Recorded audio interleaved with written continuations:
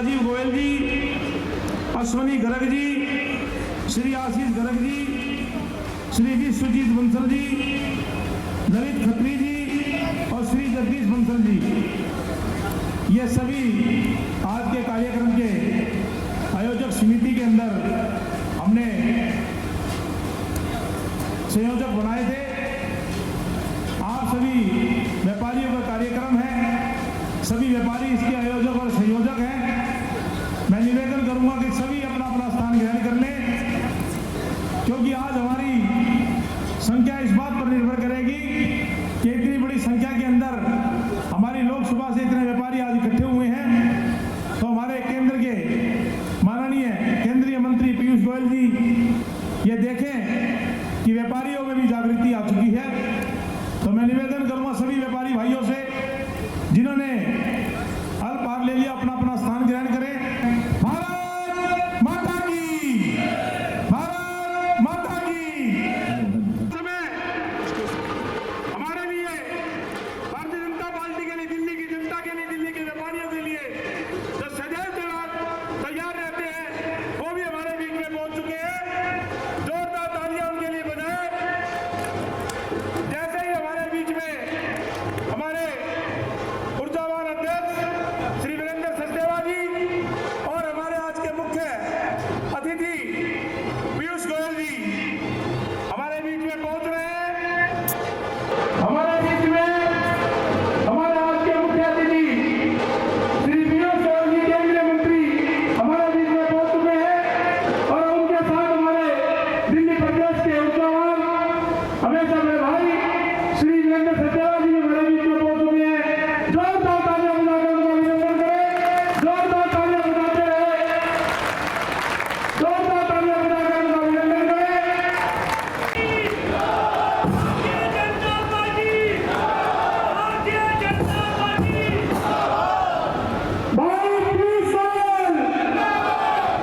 हमारे माननीय केंद्रीय मंत्री हमारे बीच में पहुंच चुके हैं।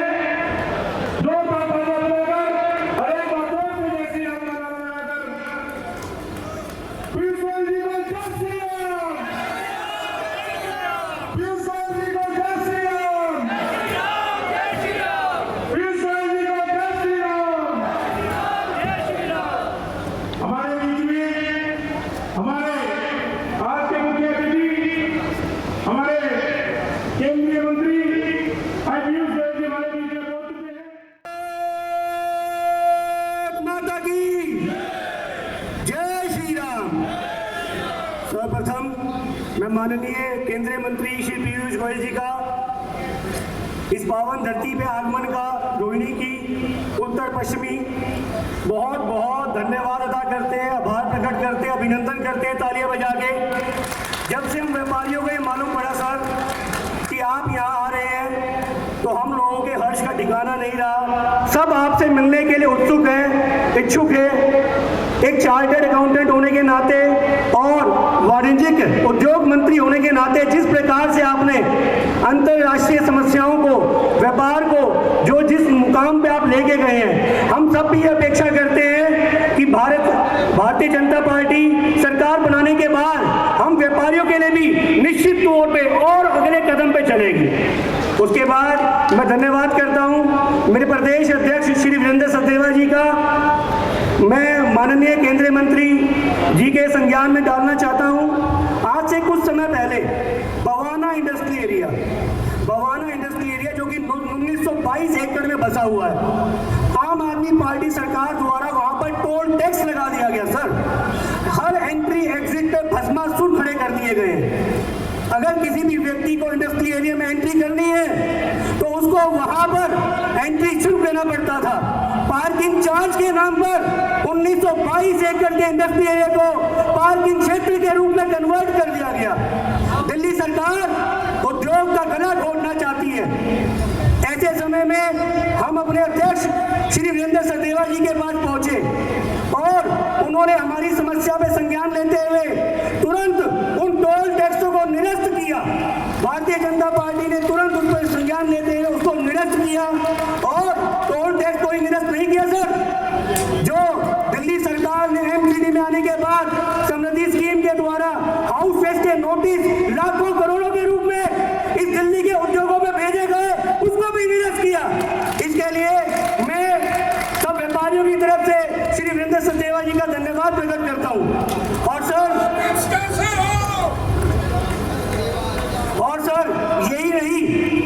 23 साल से भवाना इंडस्ट्रियल एरिया, दिल्ली प्रदेश में बसा हुआ भवाना व नरेला इंडस्ट्रियल एरिया, जिसमें तकरीबन 30,000 फैक्ट्रियां हैं और लाखों लोग काम करते हैं, जो कि जूझ रहा था अपने मालिकाना हक के लिए, जो कि लड़ रहा था अपने मालिकाना हक के लिए। लीज होल्ड होने की वजह से MSME की जो सुविधाएं, जो पॉलिसी जो मोदी जी ने MSME के लिए दी है, उसका हम लाभ नहीं उठा पा रहे थे। लघु उद्योगों का गला घोटा जा रहा। सर LG साहब की अध्यक्षता में श्री वीरेंद्र सचदेवा जी ने, भारतीय जनता पार्टी ने भवाना व नरेला को भी फ्री होल्ड करने का ऐलान किया है। और मुझे बताते हुए हर्ष हो रहा है कि आज भवाना व नरेला में भारतीय जनता पार्टी कहूं या वीरेंद्र सचदेवा जी कहूं, इनको संकट मोचन के रूप में देखा जाता है। हम जब इस पार्टी के पास कोई बात लेके आते हैं, ये तुरंत प्रभाव से उसका निदान करते हैं। हम सारे व्यापारी, हम सारे ट्रेडर, सारे श्रमिक, सारे कारखानेदार रोम रोम तक इस पार्टी के लिए, जहां पार्टी पसीना बहाएगी हम खून बहा देंगे। तालियां बजा दें। जैसा कि हमारे राज भाई ने कहा कि हमारे दिल्ली के माननीय केंद्रीय मंत्री जी, जैसा कि हमारे राज भाई ने कहा कि हमारे दिल्ली के ऊर्जावान अध्यक्ष हमेशा संकट मोचन के रूप में व्यापारियों के साथ खड़े होते हैं। इसीलिए आज हमने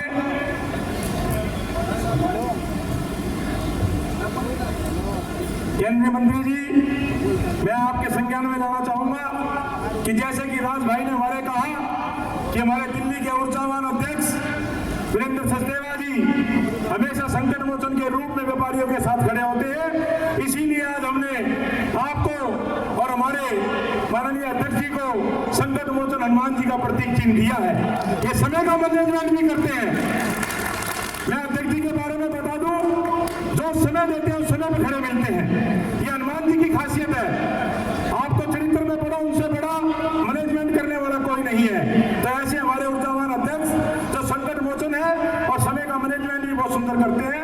अब मैं निवेदन करूंगा माननीय श्री ज्ञान धमीजा जी से, वो भी हमारे कुछ अपनी बातें रखना चाह रहे हैं। मैं निवेदन करूंगा ज्ञान धमीजा जी आए और अपनी बात रखें, संक्षिप्त में रखें, क्योंकि समय बिल्कुल निश्चित है हर एक चीज का।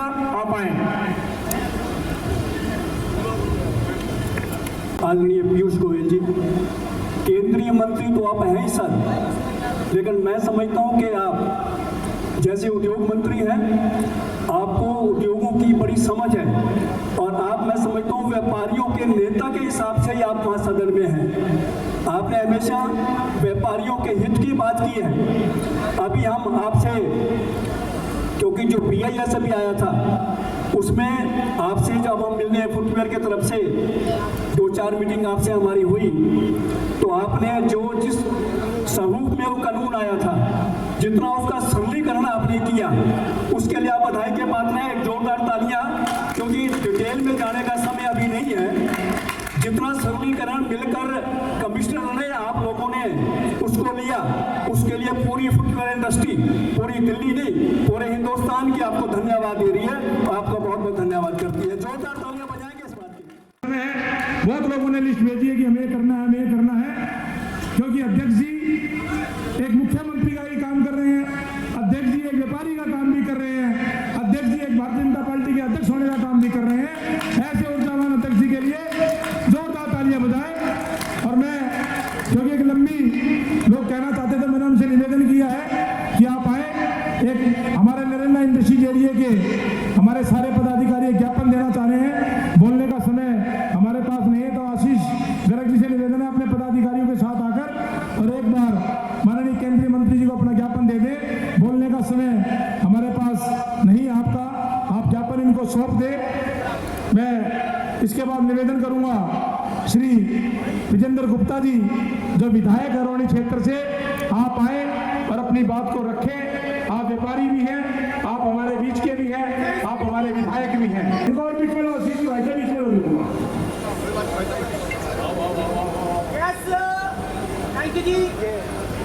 धन्यवाद।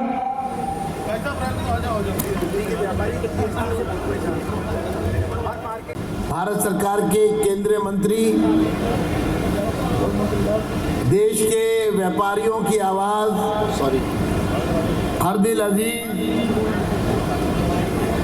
और लगातार 18 से 20 घंटे काम करने वाले ऐसे नेक,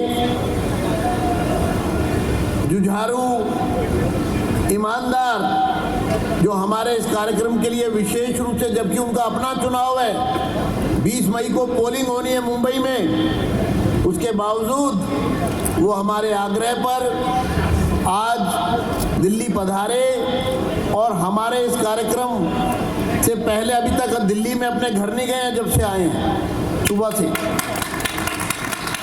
और एयरपोर्ट से आए हमारे यहाँ कार्यक्रम में और यहाँ से सीधा एयरपोर्ट चले जाएंगे। ऐसे हमारे केंद्रीय मंत्री आदरणीय पीयूष गोयल जी, हमारी पार्टी के अध्यक्ष भाई वीरेंद्र सचदेवा जी, यहाँ पर उपस्थित नरेश ऐरन जी, सुनील मित्तल जी और हमारी पूरी टीम, अनिल अग्रवंशी जी, और यहाँ आए हुए सभी हमारे व्यापारी नेता, व्यापारियों की आवाज़, मार्केट वेलफेयर एसोसिएशन के पदाधिकारी, इंडस्ट्रियल जो हमारी वेलफेयर एसोसिएशन है उसके सभी पदाधिकारी और उपस्थित बहनों और भाइयों और साथियों, आज ये व्यापारियों का संगम है और भारतीय जनता पार्टी सदैव सदैव सदैव व्यापारियों के साथ खड़ी है, उनके सुख में, उनके दुख में, उनकी तकलीफ में, उनकी समस्या में। कितनी भी समस्याएं हमारे सामने आई, हम सब ने मिलकर संघर्ष किया और उन समस्याओं से निदान हमको मिला। यहाँ बहुत बड़ी संख्या में मैं पीयूष जी बताना चाहता हूँ, रोहिणी के क्षेत्र में और उसके आसपास एक मास स्केल सीलिंग का प्रोग्राम चला और गली गली में दुकानें सील की गई, सील की जा रही थी, सील की होनी थी, लेकिन हमने अगवा होकर उस संघर्ष में व्यापारियों का नेतृत्व किया, चाहे हमें 15 दिन जेल में क्यों ना रहना पड़ा, हमने ये व्यापारियों की दुकानों को सील नहीं होने दिया। मैं बहुत लंबी बात कहने के लिए खड़ा नहीं हुआ हूँ, क्योंकि हम अपने आए हुए अतिथि को सुनना चाहते हैं जो मुंबई से हमारे बीच में हमें आश्वस्त करने आए हैं। और मैंने जैसे कहा कि वो व्यापारियों की आवाज़ है, वो देश के व्यापारियों के लिए किस तरह का काम कर रहे हैं वो भी आपको जरूर बताएंगे। लेकिन मैं आप सबकी तरफ से आश्वस्त करना चाहता हूँ, आदरणीय पीयूष गोयल जी को कर दूँ कि 100% व्यापारियों का मतदान भारतीय जनता पार्टी के पक्ष में होगा और हमारे प्रत्याशी योगेंद्र चंदोलिया, जो कि एक परखे में, मेरा 44 साल से उनका नाता है, मैं कॉलेज विद्यार्थी था जब से हम लोग एक साथ काम कर रहे हैं। मैंने योगेंद्र जी को हर कदम पर काम करते हुए देखा है। योगेंद्र जी मोदी की गारंटी के साथ आपके बीच में आए हैं। योगेंद्र जी स्टैंडिंग कमेटी के चेयरमैन रहते हुए भी उन्होंने दिल्ली के नगर निगम में जिस तरह से 3 साल वो लगातार चेयरमैन रहे। मैं चेयरमैन था जब, वो डिप्टी चेयरमैन थे। मैं दिल्ली बीजेपी का अध्यक्ष बना, मैंने उन्हें चेयरमैन बनाया और 3 साल लगातार बनाया। जब तक मैं अध्यक्ष रहा, योगेंद्र चंदोलिया स्टैंडिंग कमेटी के चेयरमैन रहे। हमारे ऊर्जावान, हमारे बड़े भाई यशस्वी, हमारे अध्यक्ष वीरेंद्र सचदेवा जी बोल रहे हैं। उससे पहले मैं निवेदन करूंगा सारे व्यापारी भाई उनको विश्वास दिलाएं कि जिस तरह वो आधी रात को भी हमारे साथ खड़े हैं, उसी तरह ये पूरा व्यापारी वर्ग मोदी जी का परिवार भी है, आपका परिवार भी है और आपके साथ भी खड़ा है। तो दोनों हाथ उठाकर आदरणीय वीरेंद्र सचदेवा जी को विश्वास दिलाए, दोनों हाथ उठाए और जोर से बोले, भारत माता की, भारत माता की।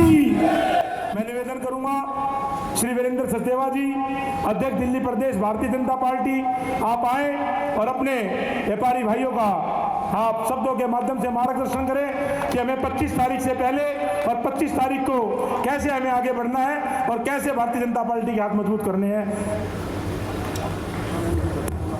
बोलिए भारत माता की।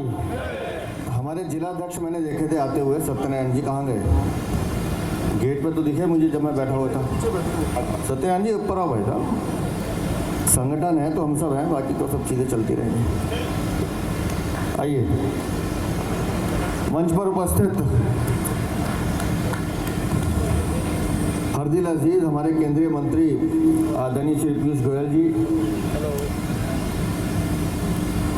हमारे पूर्व प्रदेश अध्यक्ष और विधायक श्री विजेंद्र गुप्ता जी, इस लोकसभा के प्रभारी श्री राजकुमार भाटिया जी, इस व्यापारी संवाद के आयोजक श्री नरेश एरन जी, सुनील मित्तल जी, श्री राज जैन जी, प्रकाश जी, धमीजा साहब, नागपाल जी, अग्रवाल जी, किसी का नाम छूटा हो तो मैं माफ़ी चाहता हूँ। ऐसा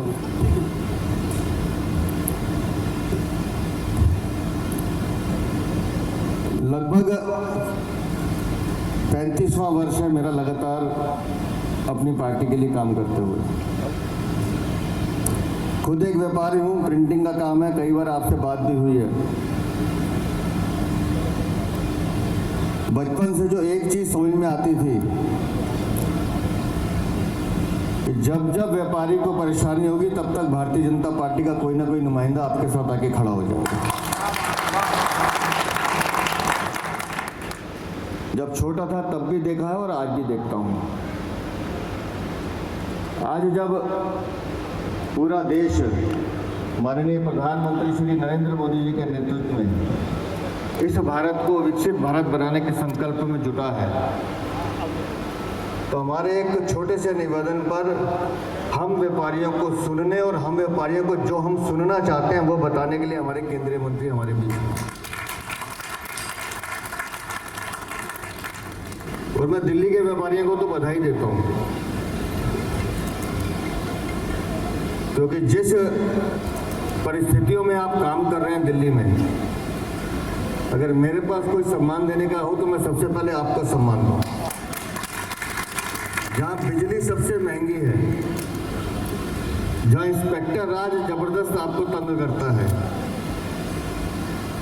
जहाँ स्थानीय नेता आपको चूसने का काम करते हैं और उसके बावजूद भी आप मुस्कुरा के कहते हैं कि चलो कोई बात नहीं, हम देख लेंगे।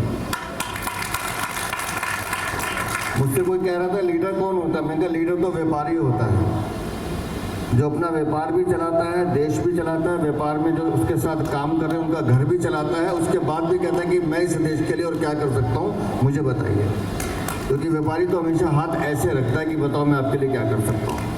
तो ऐसे व्यापारी सम्मेलन में आके मैं आप सबका एक बार अपने दिल से भारतीय जनता पार्टी की ओर से आपका अभिनंदन करता हूँ, स्वागत करता हूँ। अभी जब वहाँ से यहाँ तक मैं आ रहा था तो 2-3 साथियों ने मुझे कुछ बताया कि आज पीयूष जी आए हो तो जीएसटी के बारे में जरूर बात करना। मैं बड़ी ईमानदारी से मैं कह रहा हूँ आपसे, आपके मन में जो है वो पीयूष जी की जबान पे भी है, उनके दिल में भी है, वो सब जानते हैं। और मैं जिस पार्टी का सिपाही हूँ उस पार्टी के सिपाही होने के नाते कह रहा हूँ, हमारा फर्ज है, हमारी ड्यूटी है कि आपकी एक एक समस्या को दूर करना।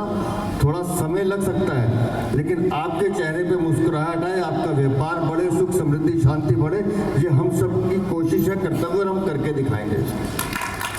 हमने कई पिछले 10 सालों में क्रांतिकारी परिवर्तन किया, कई परिवर्तन किए, लेकिन ये जो परिवर्तन और सुधार की दिशा है ये धीरे धीरे चल रही है और इसमें अभी आगे और होना है, लगातार होना है। लेकिन आप सबसे मेरा निवेदन एक ही है, विस्तार में आज पीयूष जी आपको बताएंगे। मुझे एक व्यापारी ने कहा हमें टैक्स देने में कोई दिक्कत नहीं है पीयूष भाई साहब, टैक्स हमसे जितना मर्जी ले लें, लेकिन हमें इंस्पेक्टर राज के आतंक से दिक्कत है। वो जो दुकान पे आके धमकाता है ना, हमें उससे दिक्कत है। उस आतंक को भी खत्म करना है, व्यापार को भी बढ़ाना है और इस बात का भी एहसास कराना है कि हम आपके साथ खड़े हैं, हर कीमत पे आपके साथ खड़े हैं। वो कोई भी होगा, कैसी भी परिस्थिति होगी, भारतीय जनता पार्टी का कार्यकर्ता आपका साथ नहीं छोड़ने वाला है। लेकिन आज हम चुनावी बेला में खड़े हैं 2024 का चुनाव कोई आसान चुनाव नहीं है। हमने 2014 का चुनाव आशा भरी निगाहों से देखा था।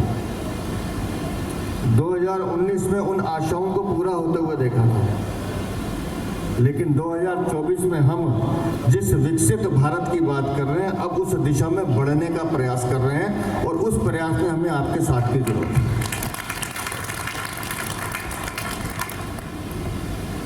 आप व्यापारी हैं तो आप पूरे विश्व की अर्थव्यवस्था को भी समझते हैं। पिछले 10 सालों में 11वें स्थान से आज 5वें स्थान पर हम खड़े हैं। ये कोई छोटी बात नहीं है। और 5वें स्थान से हम 3रे स्थान पर छलांग मारने की तैयारी में खड़े हैं। ये भी कोई छोटी बात नहीं है। और ये सब हम कर सकते हैं जब हमारे पास हमारा नेतृत्व माननीय प्रधानमंत्री श्री नरेंद्र मोदी के रूप में हो। वो एक शख्स ऐसा है जो पूरे देश और पूरी दुनिया की दशा बदलने की कुव्वत रखता है।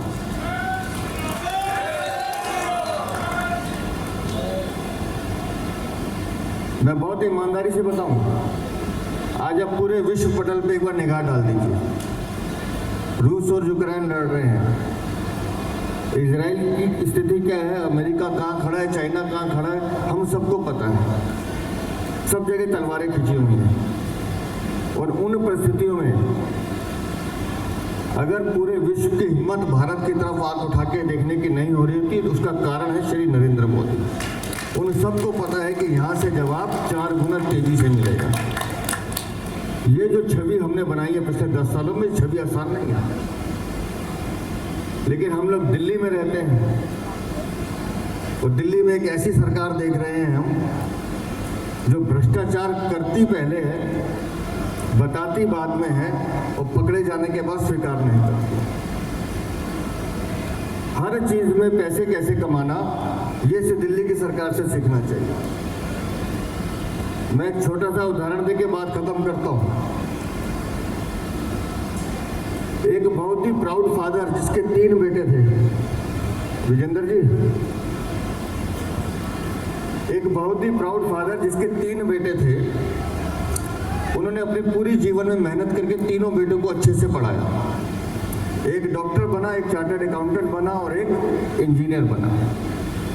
जब तीनों पढ़े लिख गए तो बाप ने तीनों को बुलाया कि मैंने जो किया वो मेरा कर्तव्य था।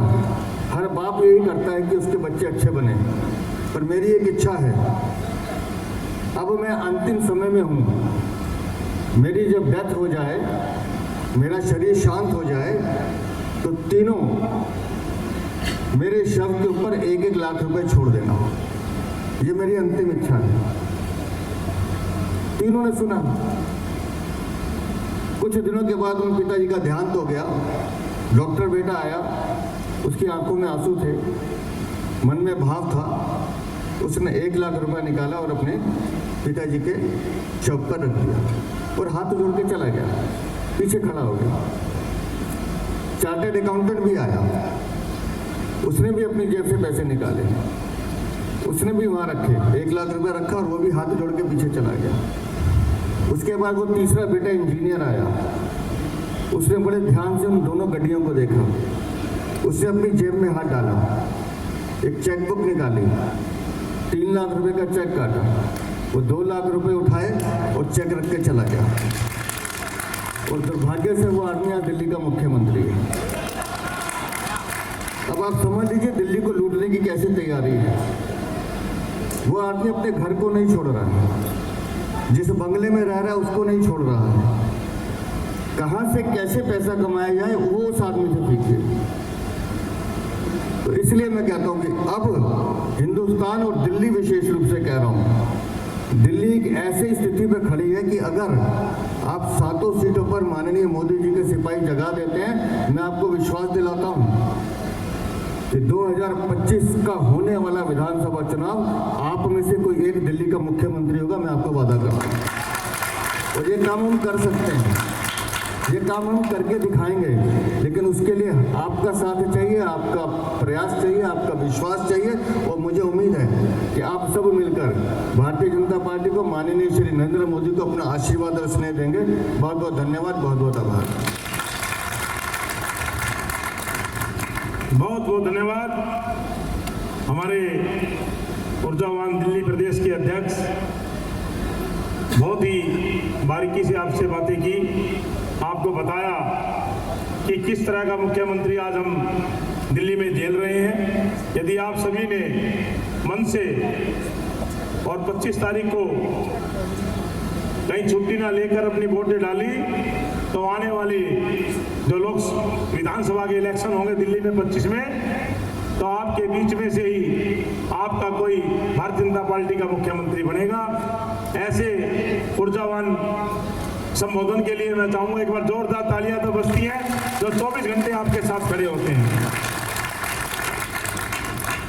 अब मैं निवेदन करूंगा श्री पीयूष गोयल जी, माननीय केंद्र मंत्री भारत सरकार, जो आपसे मिलने के लिए, आपसे बात करने के लिए आए हैं, एक बार जोरदार तालियां बजाकर उनको विश्वास दिलाएं कि आप भी सुनने के लिए आए हैं। जोरदार तालियां बजाकर उनका अभिनंदन करें, जोरदार दोबारा तालियां बजाएं। धन्यवाद।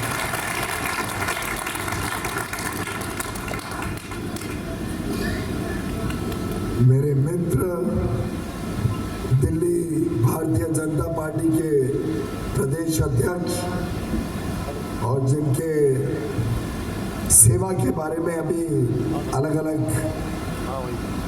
जानकारियां हम सबको मिली, ऐसे भाई वीरेंद्र सचदेवा जी, भारतीय जनता पार्टी के पूर्व अध्यक्ष, दिल्ली विधानसभा में हमारे नेता माननीय विजेंद्र गुप्ता जी, मंच के संचालक अनिल अग्रवाल जी, जिन्होंने शायद हमारे आने के पहले कविता से आप सबका दिल भी लुभाया। आज की इस व्यापारी संवाद के आयोजन समिति के सभी मान्य सदस्यगण, नरेश हैरान जी, सुनील मित्तल जी, राज जैन जी, राजेश पावा जी, शिरीष गुप्ता जी, अशोक अग्रवाल जी, राजीव गोयल जी, अश्विनी गर्ग जी, अशोक गर्ग जी, विश्वदीप बंसल जी, ललित खत्री जी, जगदीश बंसल जी, मंच पर विराजमान अन्य महानुभाव और वास्तव में आज के कार्यक्रम के उत्सव मूर्ति आप सब मेरे प्यारे व्यापारी भाई और बहनों,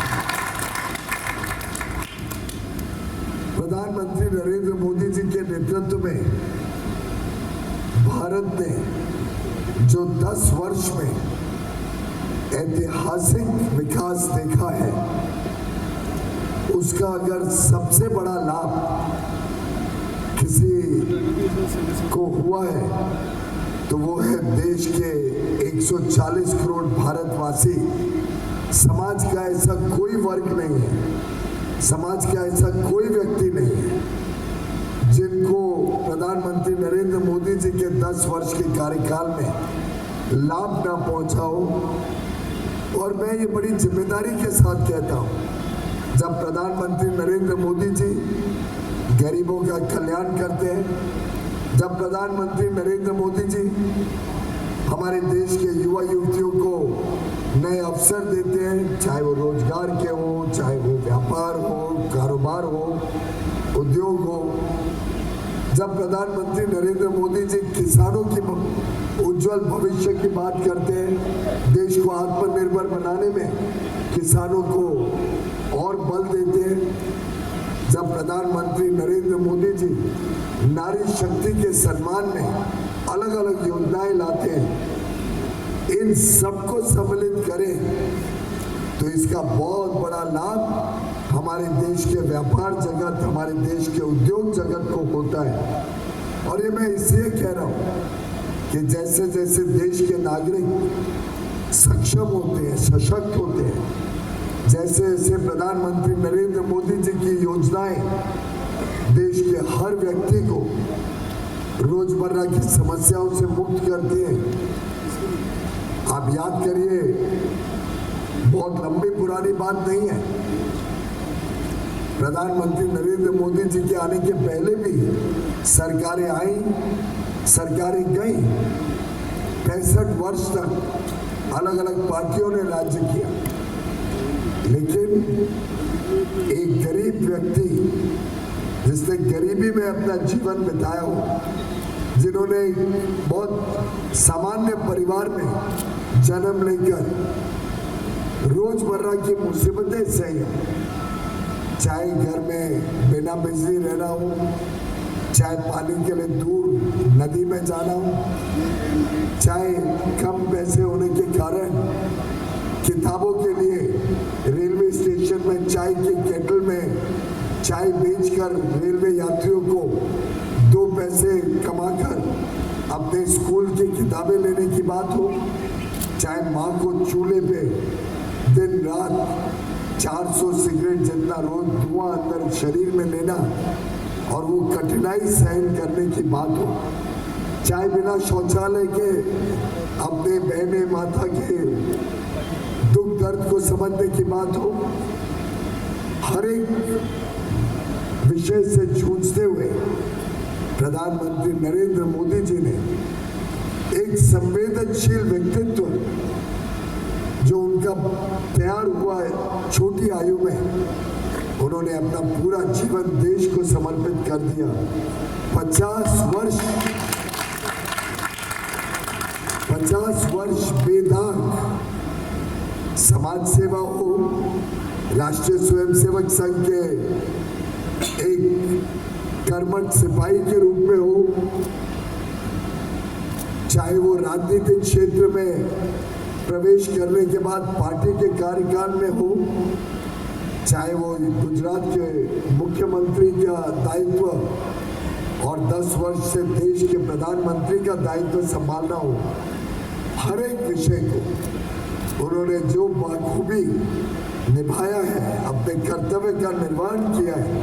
मैं समझता हूँ हम सब सौभाग्यशाली हैं कि उनके नेतृत्व में आज देश एक ऐसी आधारशिला बना पाया है, एक ऐसा फाउंडेशन बना पाया है। 10 वर्ष में देश की दिशा, देश की दशा इस प्रकार से बदली है कि अब देश नई ऊंचाइयों की तरफ अमृतकाल में प्रवेश कर रहा है। देश अब तैयार है नई चुनौतियों के लिए, देश तैयार है तेज गति से विकास के लिए, देश तैयार हो गया है कैसे अर्थव्यवस्था को तेजी से आगे बढ़ाते हुए हम भारत को एक विकसित भारत, एक समृद्ध भारत 2047 तक बनाएं। उसकी आधारशिला प्रधानमंत्री मोदी जी ने रखी। मित्रों, जब प्रधानमंत्री जी समावेशी विकास की बात करते हैं, जब प्रधानमंत्री जी के कार्यकाल में 25 करोड़ से अधिक लोग गरीबी रेखा से बाहर निकलते हैं, जब प्रधानमंत्री जी के कार्यकाल में हमारे युवा युवतियों को नई शिक्षा नीति मिलती है, उनको कौशल विकास के लिए प्रोत्साहित किया जाता है, जब हमारी नारी शक्ति को और सशक्त बनाया जाता है, तो ये सब भारत को गति, भारत की अर्थव्यवस्था को गति देने में एक महत्वपूर्ण कड़ी बनते हैं। आप कल्पना करिए, आप 10 साल पहले भी व्यापार करते थे, छोटा बड़ा उद्योग चलाते थे, क्या डिमांड रहती थी, किस प्रकार से देश और विदेश में व्यापारी को देखा जाता था, किस नजरिए से हम सबको देखा जाता, कितनी अलग अलग कठिनाइयों से हम व्यापार में गुजरते थे। 40 अलग अलग टैक्स या सेस या ड्यूटी के अधिकारी हमारे पास अलग अलग समय पे आते थे, अलग अलग प्रकार से परेशान करते थे। उन सभी टैक्सेस और ड्यूटीज को एक goods and service tax GST में सम्मिलित करना। स्वागत करते हैं योगेंद्र चंडोलिया जी का जोरदार तालियों के साथ।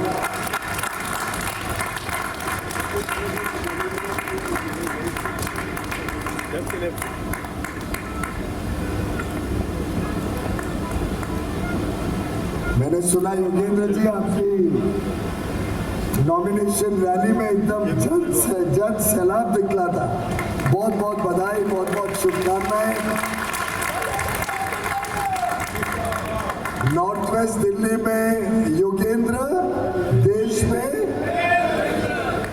में नरेंद्र, नॉर्थ वेस्ट दिल्ली में बहुत बहुत शुभकामनाएं। भारी मतों से आप प्रचंड विजय की तरफ बढ़ रहे हैं और हमारे सब व्यापारी भाई बहन आपके साथ पूरी ताकत के साथ आपके साथ जुड़ेंगे। मित्रों, तो मैं बता रहा था, जब देश में 2014 की स्थिति याद करें तो अलग अलग प्रकार की कठिनाइयों से, अलग अलग टैक्स के अधिकारियों, अलग अलग प्रकार से हम व्यापार जब बढ़ाने की बात करते थे तो बैंकों में तकलीफ आती थी, देश की अर्थव्यवस्था चरमरा गई थी। हमें विश्व की जो 5 सबसे कमजोर अर्थव्यवस्था है उसमें से एक मानती थी दुनिया। विदेश में हमारा व्यापार अगर देखें तो लगभग थम सा गया था, एक लेवल पे आके रुक गया था। निर्यात के अवसर बढ़ नहीं रहे थे और जिस प्रकार की व्यवस्थाएं उस समय चल रही थी पूरी तरीके से भ्रष्टाचार में लिप्त थी और कमजोर अर्थव्यवस्था के होने के कारण देश की विकास दर भी कम था, देश में महंगाई थी, देश में ब्याज के दर ऊंचे थे, विदेशी मुद्रा कम थी। एक प्रकार से विश्व ने भारत के ऊपर भरोसा छोड़ दिया था। प्रधानमंत्री मोदी जी ने 10 वर्ष में आज भारत को विश्व की 5वीं सबसे बड़ी अर्थव्यवस्था बनाने का काम। इसी के साथ साथ देश का जो आज निर्यात है वो निर्यात बढ़ के 60 लाख करोड़ से अधिक बन गया है। 60 लाख करोड़ से अधिक। अगर आप देश की विदेशी मुद्रा देखें, फॉरेन एक्सचेंज रिजर्व्स, तो $650 बिलियन से अधिक, यानी 50 लाख करोड़ से अधिक आज देश के पास विदेशी मुद्रा है, खजाना है जो हमें सशक्त बनाता है।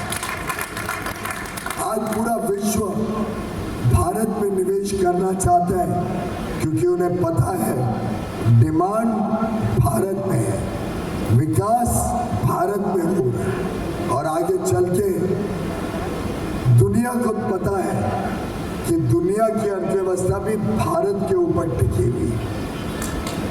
ऐसी परिस्थिति में जब हमारे लोग गरीबी रेखा से बाहर निकलते हैं तो ये सब डिमांड भारत में उत्पन्न होती है, भारत में व्यापार के नए अवसर पैदा करती है।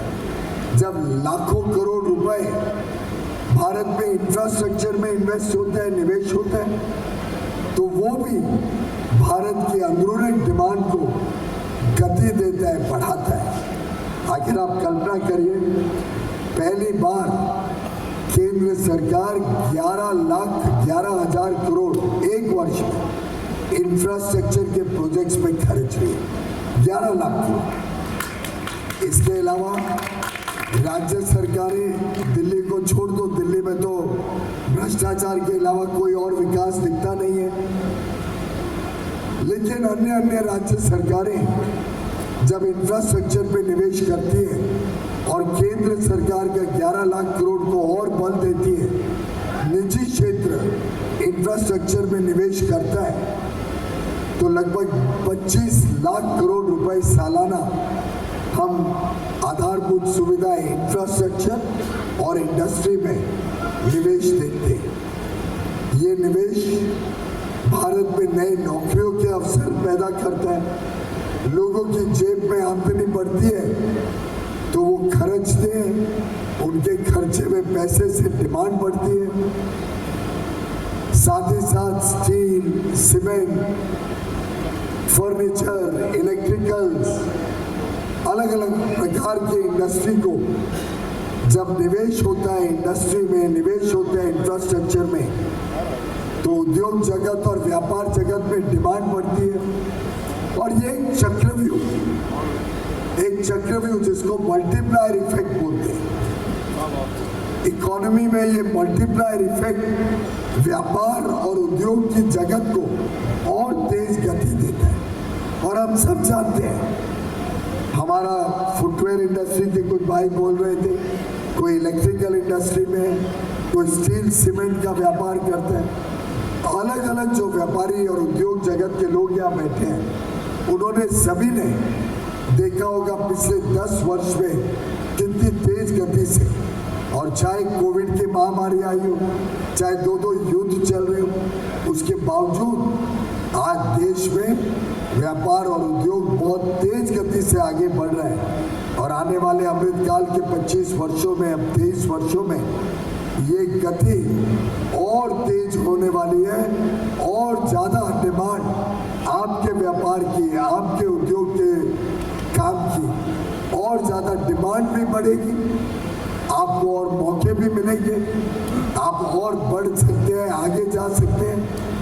ये है मोदी की गारंटी जो कहती है कि भारत की अर्थव्यवस्था अमृतकाल में 2047 तक आज जो $3.5 ट्रिलियन की अर्थव्यवस्था है, वो लगभग $30 ट्रिलियन की अर्थव्यवस्था बन जाएगी 2047, यानी आज से 10 गुना ज़्यादा। और आप कल्पना करिए, जब आपकी डिमांड आज से 10 गुना ज़्यादा होगा, तब आपके व्यापार को कितना, आपके उद्योग को कितने मौके मिलेंगे, कितना बढ़त का संभावना आपके सामने दिखती है। और ये है बदलता हुआ भारत, ये है भारत जो नई आशा, नई अपेक्षा, नई आकांक्षा के साथ बड़े लक्ष्य की तरफ तेज गति से बढ़ रहे हैं।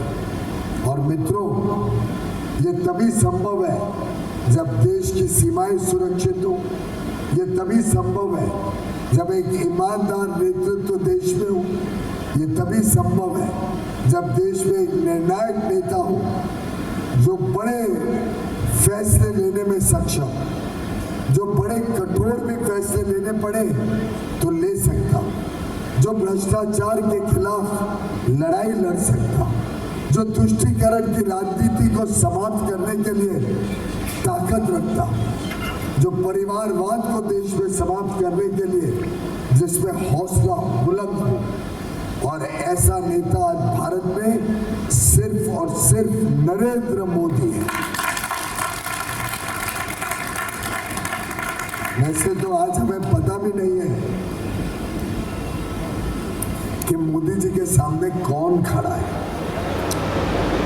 कांग्रेस का नेता दर दर भटक रहा है एक सीट ढूंढने के लिए। पहले वायनाड की जनता ने तय किया उनको हराने के लिए, अब उन्होंने रायबरेली में अपनी कोशिश जारी की है। मैंने तो उनको आमंत्रण दिया था कि मुंबई में भी आ जाए, और मुझे पूरा विश्वास है अगर वो दिल्ली में भी लड़ ले तो हमारे एक एक कैंडिडेट का विक्ट्री मार्जिन डबल हो जाएगा। क्या लगता है आपको, अगर वो यहाँ से खड़े हो तो और उत्साह बढ़ जाएगा उनको हराने का कि नहीं? बढ़ेगा ना? और मित्रों, दोनों रायबरेली हो या वायनाड, और कोई कॉन्स्टिट्यूएंसी राहुल गांधी जी चुन ले, आज देश की जनता में इतना आक्रोश है कांग्रेस और उनके मित्र पक्षों के भ्रष्टाचार पर, इतना आक्रोश है उनके विवादित जो बयान आते हैं, इतना आक्रोश है उनके संकल्प पत्र, उनके मैनिफेस्टो पे जो आप सबकी संपत्ति छीनने का काम करने वाला है, इतना आक्रोश है जब उनके सलाहकार सैम पिट्रोडा कहते हैं कि आप सबकी संपत्ति का ब्यौरा ली जाए, उसको नोंदनी करी जाए, जिससे वो एक इनहेरिटेंस टैक्स जो यूएसए में लगता है वैसा भारत में लगाकर आपकी संपत्ति छीनने का काम करना चाहते हैं। इतना आक्रोश है उनकी तुष्टीकरण की राजनीति पे जो पूछा करते थे कि भगवान राम का अस्तित्व कहाँ है, ऐसी पार्टी और ऐसे भ्रष्टाचारी गठबंधन को देश की जनता कभी माफ नहीं करेगी।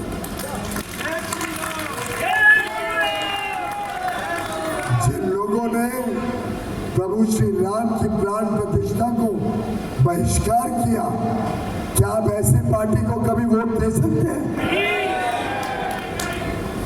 जिन लोगों ने देश में 12 लाख करोड़ के भ्रष्टाचार के कांड यूपीए के सरकार में किए हो, क्या आप ऐसी पार्टी को ला सकते हैं? और जो लोग आज खुद भ्रष्टाचार में लिप्त हैं, ये एक जमाने में कहा करते थे कि कांग्रेस के नेताओं को जेल में होना चाहिए, आज उन्हीं के साथ एक इंडी गठबंधन बनाकर, अब पता नहीं गठबंधन है या क्या है, दिल्ली में एक दूसरे से प्यार मोहब्बत करते हैं, दोस्ती बनाते हैं, पंजाब में एक दूसरे से कुश्ती लड़ते हैं। आज आम आदमी पार्टी और कांग्रेस के नेताओं के बयान देख लो, पंजाब में एक दूसरे को किस प्रकार की आलोचना करते हैं। दिल्ली के कांग्रेस के अध्यक्ष ने इस्तीफा दे दिया। पूरी तरीके से ये अलायंस बिखर गया है, छोटी मोटी सीट एडजस्टमेंट बन के निपट गया है। और मित्रों, क्या आप चाहते हैं मजबूत नेतृत्व नरेंद्र मोदी जी का, या एक ऐसा नेतृत्व जो कहे कि हर साल या 6 महीने में नया प्रधानमंत्री देंगे? उनकी बात पढ़िए, कहते हैं प्रधानमंत्री तय करने की क्या जरूरत है, हमारे 5 साल में हम 5 प्रधानमंत्री बना सकते हैं। अब उसमें भी लड़ाई चलेगी। इतनी पार्टीज है, शरद पवार जी भी प्रधानमंत्री बनना चाहते हैं, उद्धव ठाकरे जी भी प्रधानमंत्री बनना चाहते हैं, अखिलेश यादव जी भी बनना चाहते हैं, लालू प्रसाद यादव जी भी बनना चाहते हैं, तेजस्वी यादव जी भी बनना चाहते हैं, अरविंद केजरीवाल जी तो अपनी कुर्सी छोड़ने को ही तैयार नहीं है। इतने गंभीर आरोप के बावजूद वो कुर्सी पकड़ के बैठे।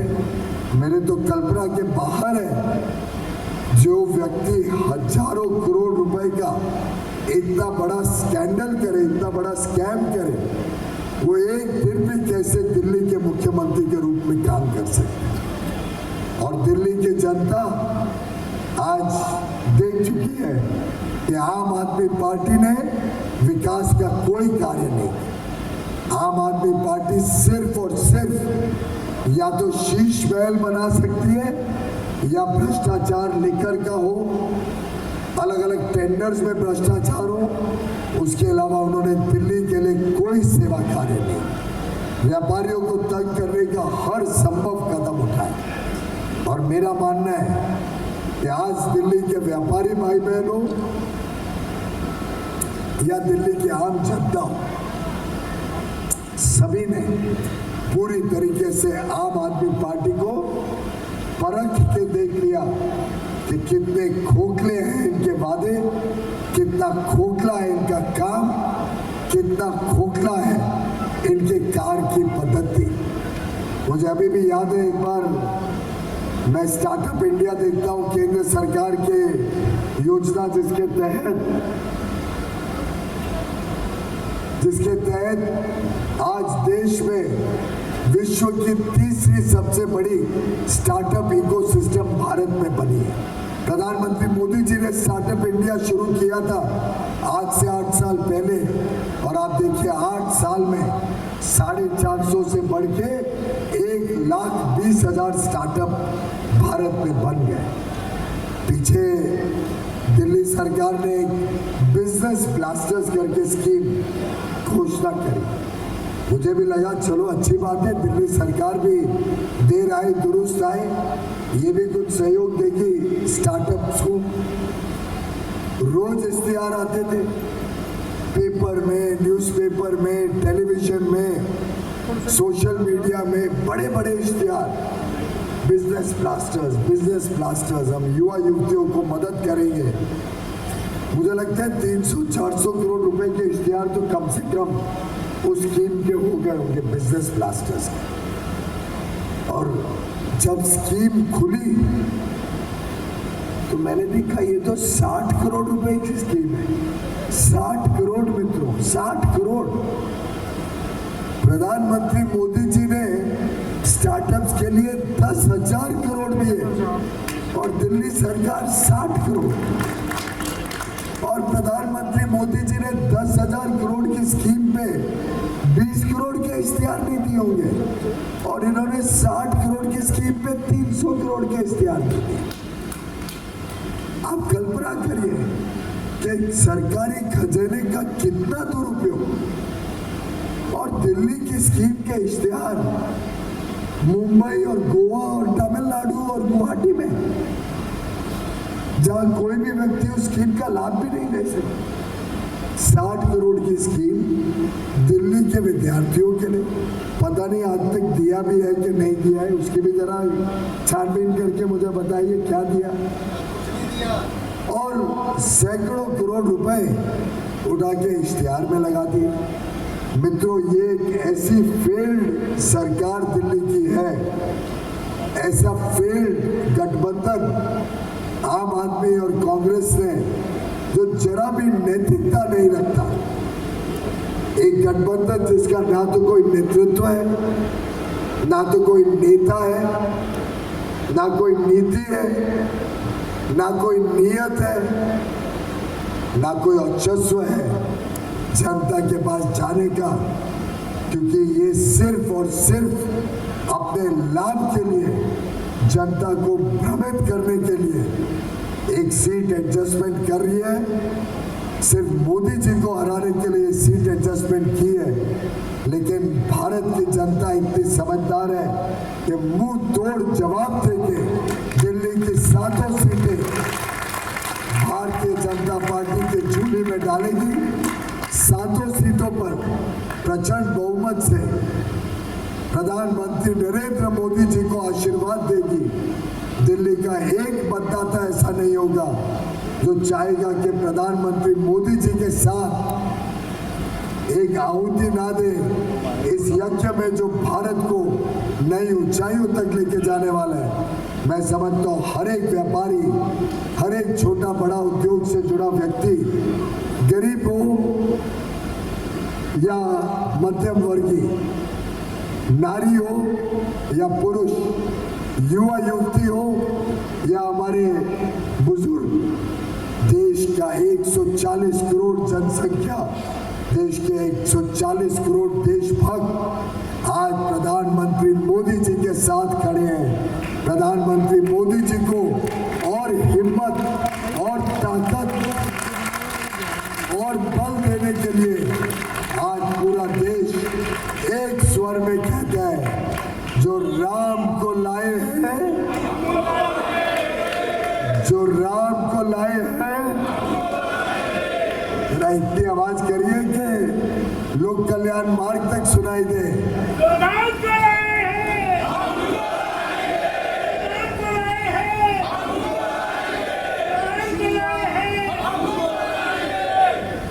और मित्रों, ऐसा एक काम नहीं है जो प्रधानमंत्री मोदी जी ने कहा हो और किया ना हो। चाहे कश्मीर को देश का एक अभिन्न अंग बनाने की बात हो, जो धारा 370 और 35A के लिए देशभक्तों ने अपने जीवन को न्यौछावर दिया, पूरे जीवन बलिदान कर दिया, वर्षों वर्षों तक 70 वर्ष तक लड़ाई लड़ी। ऐसे 5 और 6 अगस्त 2019 को उसको ध्वस्त करके कश्मीर के लोगों को भारत के साथ जोड़कर आज 2 करोड़ लोग कश्मीर में पर्यटक बन के जाते हैं। वहाँ की अर्थव्यवस्था बढ़ गई है, वहाँ पे लोग सुख शांति से रहते हैं। श्री नरेंद्र मोदी जी, श्री नरेंद्र मोदी जी। चाहे राम मंदिर का प्रतिज्ञा हो, प्रधानमंत्री मोदी जी ने 22 जनवरी को प्राण प्रतिष्ठा करके हमारे प्रभु श्री राम को 500 साल की लड़ाई के बाद अपने घर विराजमान किया, वनवास के बाद लौटाया।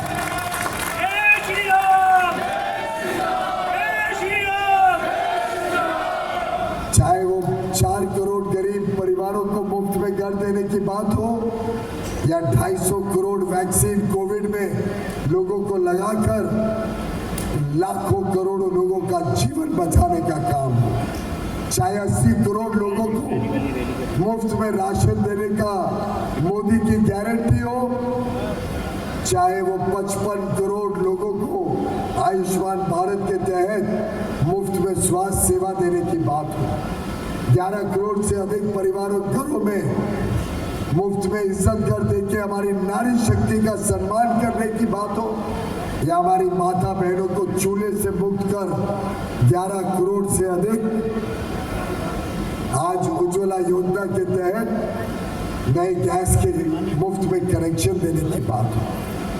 आज हर घर नल से जल पहुंचाने का काम तेजी से बढ़ रहा है। साथ ही साथ अब सिलेंडर के बदले हर घर तक पाइप गैस कनेक्शन पहुंचे, ये काम भी तेजी से मोदी सरकार कर रही है। मित्रों, प्रधानमंत्री मोदी जी ने 1 करोड़ लखपति दीदियां गत वर्षों में बनाई, आगे आने वाले 5 वर्षों में 3 करोड़ और लखपति दीदी बनेगी। प्रधानमंत्री मोदी जी ने संकल्प लिया है कि देश को गरीबी से पूरी तरीके से मुक्त किया जाएगा। हर गरीब को मध्यम वर्ग और आगे चल के बड़े लक्ष्य, बड़े सपने देखने के लिए सशक्त बनाया जाए। प्रधानमंत्री मोदी जी ने आश्वस्त किया है देश को, हर हमारा भाई, हमारा बुजुर्ग जो 70 वर्ष से आयु से ज्यादा हो, उनको सभी को आयुष्मान भारत के तहत मुफ्त में 5 लाख रुपए तक का स्वास्थ्य सेवाएं उपलब्ध कराई जाए। हमारे traders, national traders welfare board के साथ मिलकर अब सरकार हमारे खुदरा व्यापारियों के लिए, ट्रेडर्स के लिए नई योजनाओं से उनके आगे के भविष्य को और उज्जवल बनाने में जुटी हुई है। चाहे वो मुद्रा योजना हो, चाहे स्वनिधि योजना हो, चाहे ईज ऑफ डूइंग बिजनेस हो, अलग अलग प्रकार से हमारे व्यापारियों के जीवन को और उज्जवल बनाने का काम प्रधानमंत्री मोदी जी की सरकार दिन रात एक कर आपकी सेवा में जुटी हुई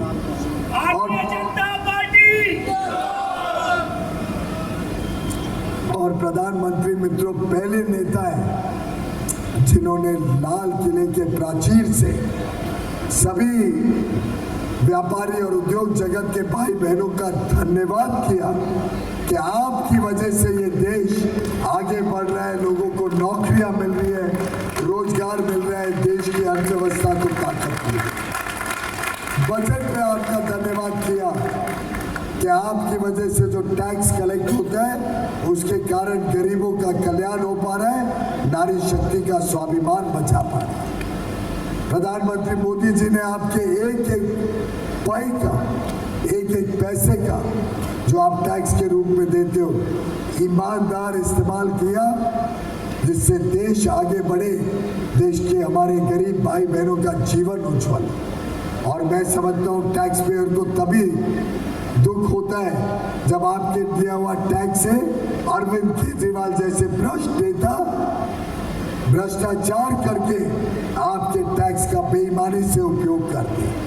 आपको तब दुख होता है जब कांग्रेस के प्रधानमंत्री राजीव गांधी कहते हैं 100 रुपए में से 85 रुपए तो भ्रष्टाचार में जाते हैं, सिर्फ 15 रुपए गरीबों तक पहुंचते हैं। प्रधानमंत्री मोदी जी ने आपका एक एक टैक्स का दिया हुआ पैसा ईमानदारी से, गुड गवर्नेंस, सुशासन के साथ गरीबों और महिलाओं की और किसानों की और व्यापारियों की और छोटे विश्वकर्माओं की, हमारे ठेले वाले, हमारे पटरी वालों के सेवा में लगाकर देश को सशक्त बनाया।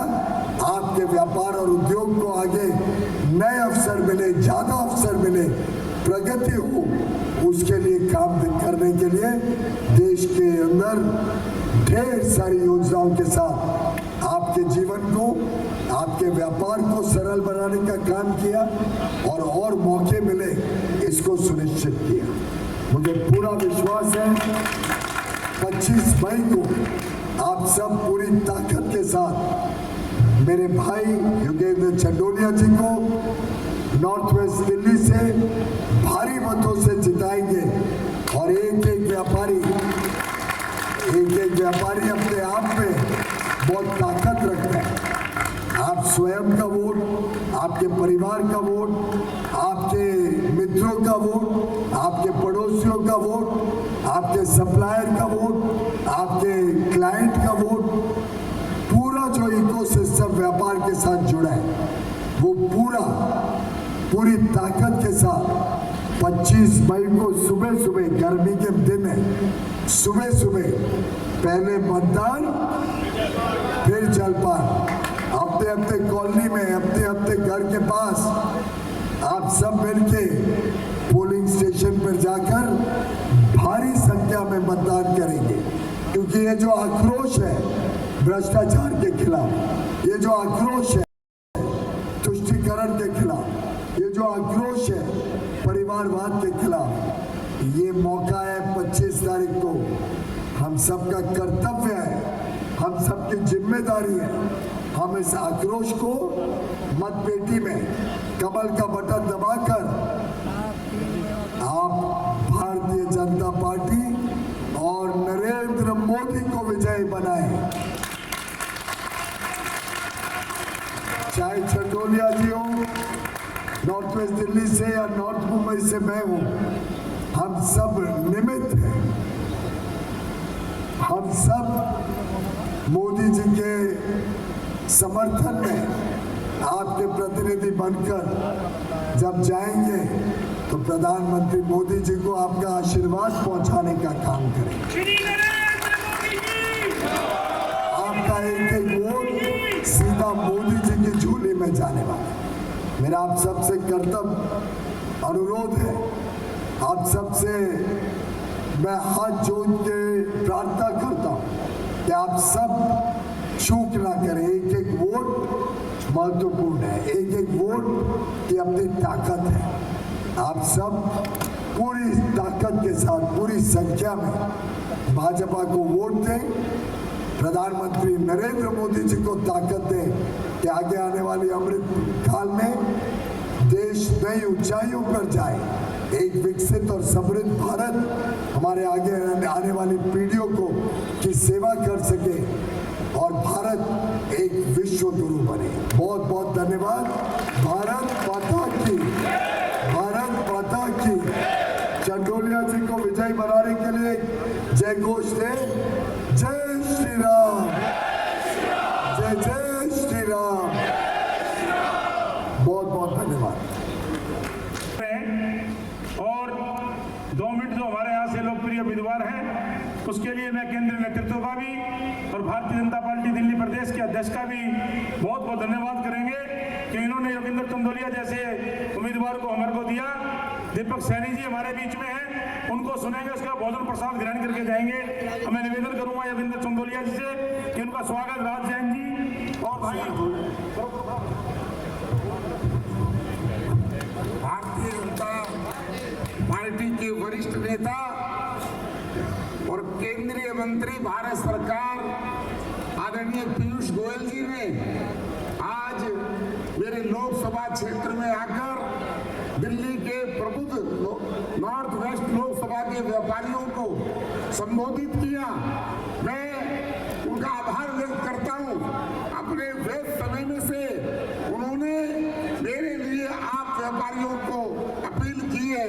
मैं आदरणीय पीयूष गोयल जी को बताना चाहता हूं, सारा व्यापारी वर्ग मेरे साथ मुझे आशीर्वाद दे चुका है और केवल व्यापारी वर्ग नहीं, अभी मैं मंगोलपुरी विधानसभा की पदयात्रा में था, हजारों गरीब लोग भी प्रधानमंत्री नरेंद्र मोदी जी को तीसरी बार प्रधानमंत्री बनाना चाहते हैं और 400 पार की बात कर रहे हैं, इसलिए मैं लेट हुआ। मैं आपका आभारी हूं।